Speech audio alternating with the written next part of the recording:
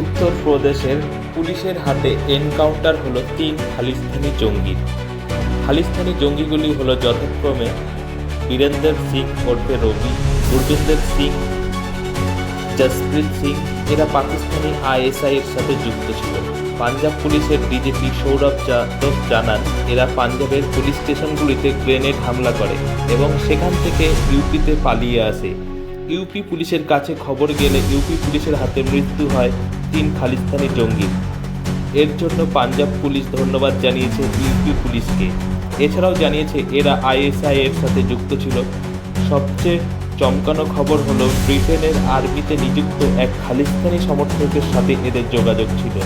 খালিস্তানি জঙ্গিদের কাছ থেকে ৩টি AK-47 রাইফেল ও বেশ কিছু গুলি পাওয়া গিয়েছে। এ বিষয়ে আরও জানতে কলকাতা সমাচার চ্যানেলটি লাইক করুন, সাবস্ক্রাইব করুন ও বেল আইকনটি প্রেস করুন। ধন্যবাদ।